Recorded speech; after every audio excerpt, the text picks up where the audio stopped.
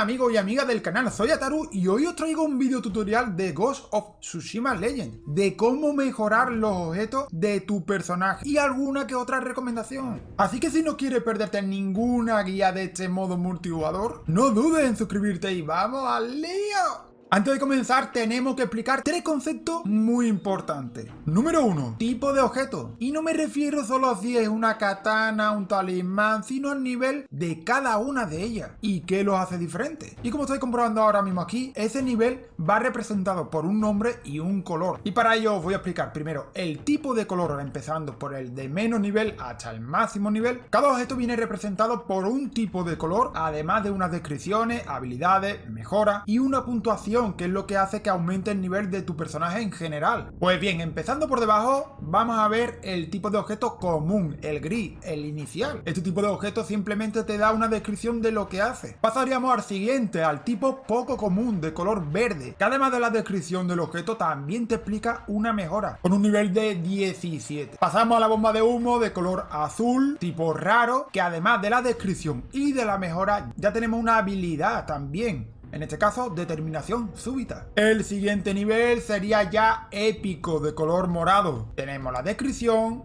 dos mejoras y también tenemos una habilidad. Y por último tendríamos el color dorado, que en este caso, por ejemplo, para Arma de Fantasma 2, pues no tengo, pero es el color de legendario, que aumenta lo que sería la mejora y también la habilidad que viene incluida. Esos serían los tipos de objetos que vamos a tener. Número 2, ¿cómo puedes conseguir mejores objetos y recursos? Ten en cuenta que para ello tenemos que realizar partidas del modo historia o de supervivencia. Aquí os voy a dar una recomendación. Donde más se pilla de estos recursos sería en la parte de supervivencia. Vamos a tener diferentes dificultades. Tenemos bronce, plata y oro. En bronce vais a poder conseguir objetos de color verde y azul. En plata vamos a poder conseguir tanto de azul como morado, es decir, épico. Y por último, en la dificultad de oro podremos conseguir tanto épico como legendario. Y dependiendo de lo que hayas conseguido durante la partida, recibirás más o menos de estos recursos y objetos. Y ahora vamos con el número 3 y el más importante de todo. ¿Cómo puedo mejorar el objeto?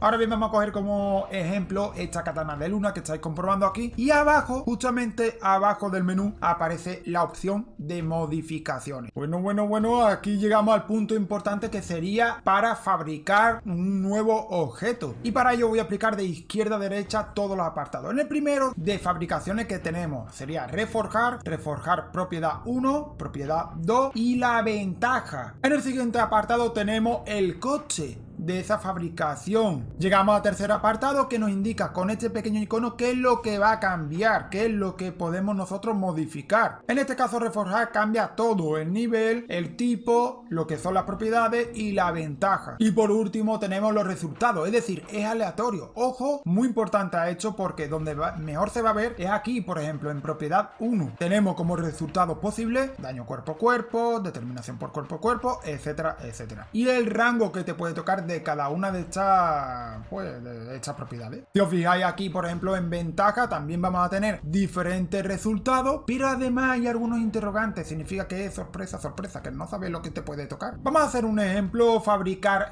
propiedad 2, que me puede tocar uno de esos resultados. Actualmente tengo daño con desequilibrio en un 19%. Ojo, porque sí que es verdad que intentamos mejorarlo, pero también puede ser que te toque algo que te guste menos. Muy importante esto. En este caso, pues vamos a necesitar este tipo de recursos, y puede ser que me toque todos estos resultados y dos interrogantes. Vamos a ello: fabricar.